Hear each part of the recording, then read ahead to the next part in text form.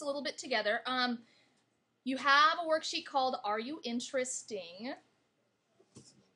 Are you interesting? Are you interesting? Let's find out. Okay, so everybody look at the table, okay? So interest has a bunch of different contexts, okay? Like we just talked about. In the first way that we're going to talk about it, interest is you put your money into a bank account and it just magically grows to a bigger amount of money. Okay, so in this table you see that let's say that you've got $200 from your part-time job and you decide you want to put it into a bank account. Look at this. Saving is amazing. Yes, yes it is. And we have 6 different bank accounts down here, okay? All of them have different properties about them. So let's say that Alina chooses to put her money, her $200 into the first bank account. So her money grows to $300. Hello. Okay, let's say that Caleb chooses to put his in the second one. So his money grows to $325.77, and then 4 others of us choose those other accounts. So, right now, if you knew you could choose any of the accounts to put your money in, which would you choose and why? Everybody show me on your fingers, which would you choose and why? Would you choose number 1, number 2? Again, you have $200 in your hand and you go into a bank and you say, I want to put this into an account. You have 6 to choose from. Show me on your fingers which one you would choose. Okay, so I see a lot of 6s. How many people understand what's going on? We all look a little confused. Okay, so do we get the concept of what's going on first? Raise your hand if you understand what this table is summarizing. Raise your hand if you do not understand what the table is summarizing. Okay. Can somebody, in their own words, explain what's happening in this table? Mason, talk loud. Yell, in fact, so that the microphone picks you up. In the left is your beginning account balance, and then all the numbers on the right seem to me like they are the increase in the amount of money in your bank account based on the type of interest rate you have. Yes. Good. Okay, so just to recap, in case it didn't pick it up, we'll find out. This is the whole trial and error piece. Yes, go ahead. But in order to have an increase like that, wouldn't people have to be a little risky with your money, and that's why you wouldn't want to...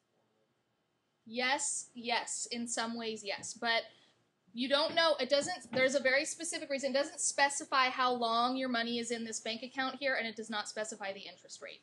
Okay, so, yeah, so what happens is, Nikki, let's say you have $200 you earned from your part-time job, and you decide you want to put it into a savings account. You can put it into account number 1, and knowing that in however much time it will grow to $300.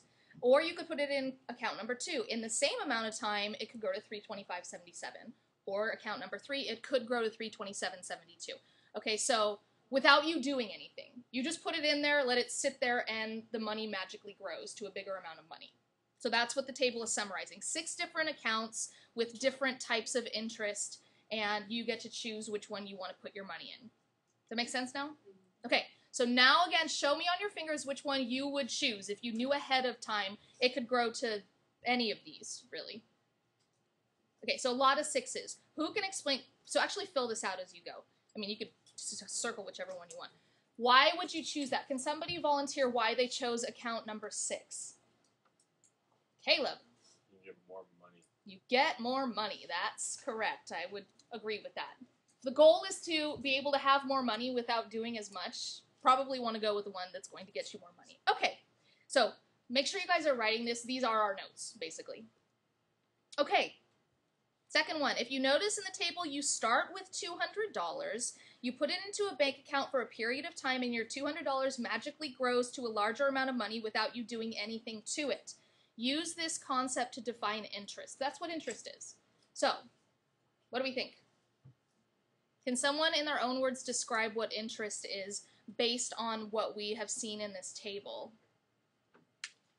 You put your money into an account, and it magically grows to a bigger amount of money. Anyone want to try? Jordan. I guess if you're putting it into a U.S. bank account, it's the rate that your savings increases based on the fact that you're allowing the bank to use your money since it's in your account in their bank. Right. So your interest goes up as time goes on. Okay, that's a good way. Yeah, so depending on the bank is paying you to keep your money in their account. That's good. Okay, Jamie. But with some banks, don't they require you to pay a certain amount of interest with your money so that it doesn't just sit there? Yes, we will get to that. Yeah, right. True. Let's try not to look at that piece of it yet. We'll get there, but let's try to only focus on the positive first. Okay? Okay, so everybody try it right now. Define define interest in your own words on the paper. Juliana, let me get you one of these since you just came in.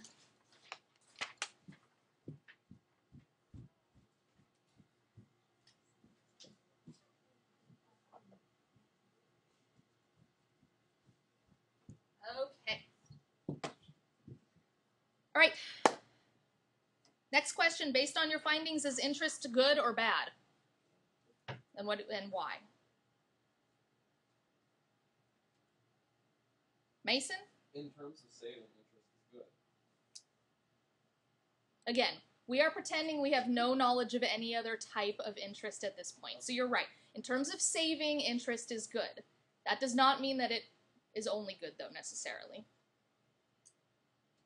So go ahead and answer the next couple questions. I'm going to pause the video so that there's not this long, awkward silence where you all are writing and I'm just standing here, and then we'll pick up in a minute, okay?